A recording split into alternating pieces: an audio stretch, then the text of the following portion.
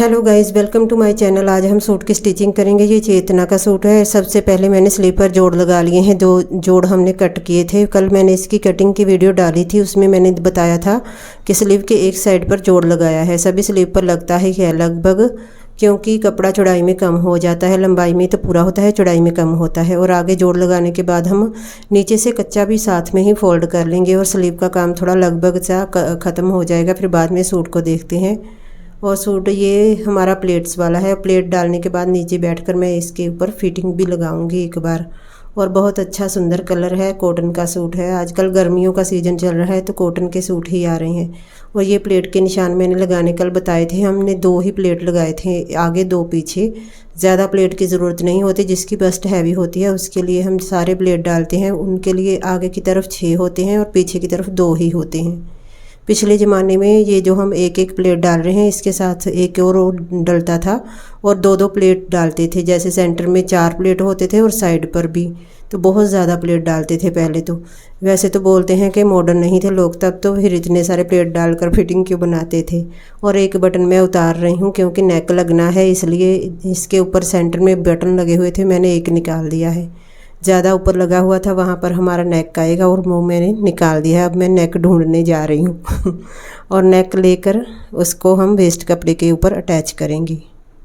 मैं प्रोफेशनल की तरह काम नहीं करती। मुझे पहले ही सारा सामान पास रखना चाहिए, लेकिन मैं रखती नहीं। फिर मैं ढूंढने चली जाती हूँ तो मेरा कितना टाइम ख़राब होता है। मुझे वीडियो एडिट करने में परेशानी हो जाती है। और ये वेस्ट कपड़े के ऊपर मैंने 5.5 इंच का निशान लगाया है और एक बड़े बखिए के साथ सिलाई लगा दूँगी। मैं इसको अटैच कर दूँगी नेक को।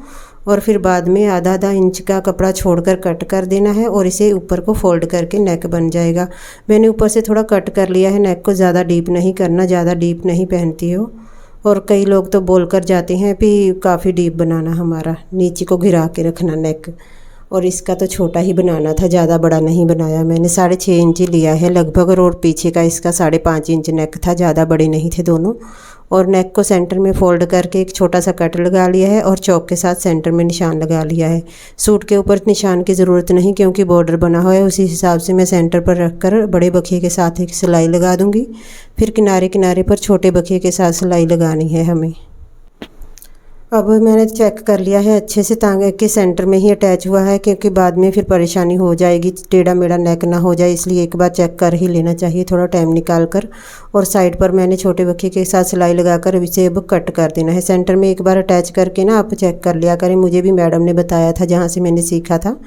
वो नेक को ऐसे फोल्ड करके और सूट को भी फोल्ड करके हमें समझाती थी कि इस तरह से चेक करना होता है कि नेक सेंटर में ही लगा है। 19-21 इंच का तो हो ही जाता है कई बार ना, पर ज़्यादा अगर आधा इंच का मार्जिन हो जाए तो फिर नेक टेढ़ा लगता है। इसलिए एक बार चेक कर लेना चाहिए।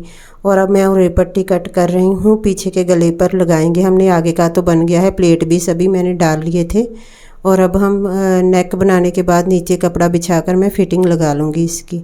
और इसकी भी मैंने पिक नहीं क्लिक की थी। फिर मैंने बाद में उसके जिसका सूट है उससे रिक्वेस्ट की थी, तो उन्होंने बेड पर बिछाकर थोड़ी पिक भेज दी थी, लेकिन इतनी अच्छी तो नहीं थी। मैंने कहा चलो कोई बात नहीं, जैसी भी है थंबनेल पर लगा दूंगी।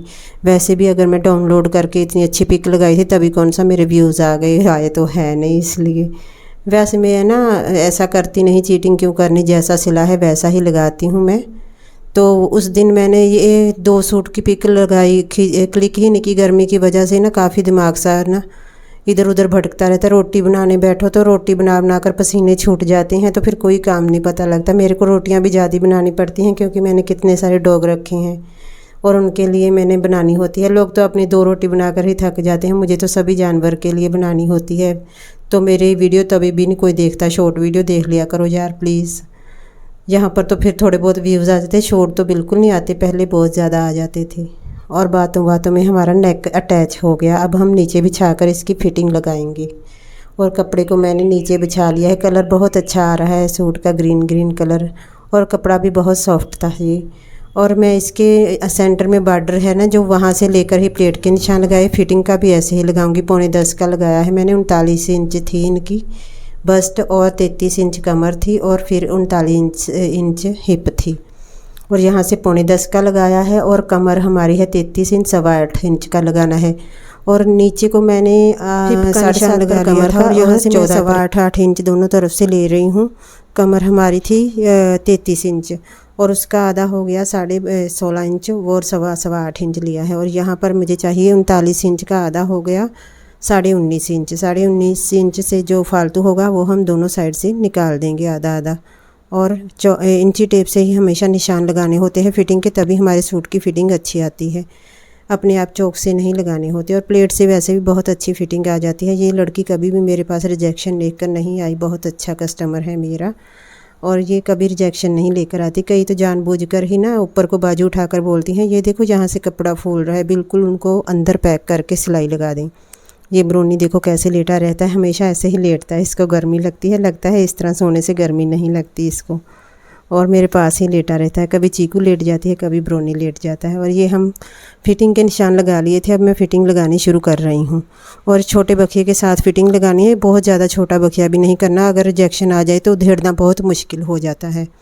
मैं पहले पुराने कपड़े ठीक कर देती थी, अब नहीं पकड़ती मैं, क्योंकि पुराने कपड़ों में जब हम सिलाइयाँ उधेड़ते हैं ना तो फिर फटने का डर रहता है। और वैसे भी इतना टाइम नहीं होता, घर का काम करके एक नया सूट सिल लो इतना ही बहुत है, पुराने नहीं हमसे मेरे से नहीं होते। और जितना भी काम करी जाओ कदर तो होनी नहीं, फ़ायदा क्या है अपना, बस ना जितना जीने के लिए ज़रूरी है उतना ही करना चाहिए।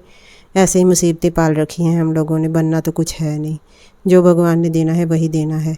और ये मैंने 1.5 इंच का मार्जिन छोड़कर और कट कर दिया। हिप तक हमने कैंची के साथ कट करना है, आगे से मैंने खींच कर फाड़ दिया है क्योंकि इसकी कन्नी साइड पर थी।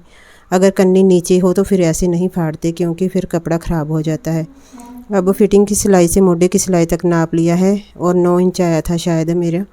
तो अब हम बाजू दोनों सीधी साइड अंदर रख के, और जहाँ पर हमारी जोड़ है वो साइड पर नहीं काट डालनी, दूसरी साइड पर डालनी है, क्योंकि जोड़ वाली साइड हमारी पीछे की साइड पर आएगी बाजू की, और इसलिए हमने 2 जोड़ वाली साइड पीछे रख दी है और जो नहीं जोड़ वाली वो आगे रख कर इसके ऊपर 1.25 इंच की काट डाल देंगे, बस इंची टेप्स के साथ निशान लगाकर।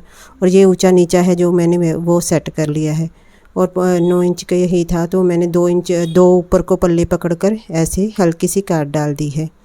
और इसके मोढे की मैंने काट आपको बताई थी एक इंच पर डालनी है और 2 इंच पर अच्छी फिटिंग आ जाती है मेरी। तो ज़्यादा झंझट नहीं मैं करती है, जैसे इंची टेप पकड़ कर आधा इंच इधर को मोड़ो आधा उधर को, मैं तो शॉर्टकट ही बताती हूँ और मैं खुद भी शॉर्टकट में ही सिलाई करती हूँ क्योंकि फ़िटिंग आ ही जाती है। इतना भी क्या हम हाई फाई टेलर हैं भी जो इतने सारे निशान लगाकर फिर कट करें। और मैंने देखा है कि चौक के निशान भी नहीं निकलते। कल मैंने अपना सूट स्टिच किया था तो वो ब्लू कलर का चौक निकल ही नहीं रहा था, बीच में कितना मैंने मल कर धोया। तो मैं सोच रही हूँ कम ही निशान लगाया करूँ मैं, फिर धो तो निकलते नहीं, 2-3 बार वॉश करेंगे फिर निकलेंगे चौक के निशान। कैमरे में तो आते नहीं, तो वैसे जब सूट सिल दो तो फिर निकलते नहीं चौक के निशान। स्लीव की फ़िटिंग लगाकर आगे मैंने 5 इंच रखा था और पीछे 9 इंच पर मिलाकर ये हमने अटैच कर दी है। और सीधी करके चेक कर रही हूँ मैं कि कोई वल तो नहीं है, सही लग जाती है एक बार में ही। कई बार मतलब जैसे 50 में से 1 सूट मेरा ऐसा होता है कि मुझे उधेड़ कर दोबारा लगानी पड़ती है, नहीं तो इंची टेप से नाप कर रखो ना तो फिर सही लग जाती है फिटिंग। हमारा रिजेक्शन मतलब इकट्ठा नहीं होता कपड़ा, कभी बाजू का नहीं बढ़ता और ना ही सूट का बढ़ता है। आधे इंच का मार्जिन हो तो वो हम कवर कर लेते हैं, जैसे खींच कर कपड़ा लगा दे अगर जो कपड़ा कम होता है तो ज़्यादा नहीं आता। अगर ज़्यादा ही 1-1.5 इंच का मार्जिन आ जाए तो फिर हमें उधेड़ कर दोबारा लगानी पड़ती है। दोनों फिटिंग की सिलाइयाँ आपस में मैच करके और नीचे को कपड़ा फोल्ड करके ही हमें हमेशा स्लीव को लगाना होता है गोल गोल घुमाते हुए।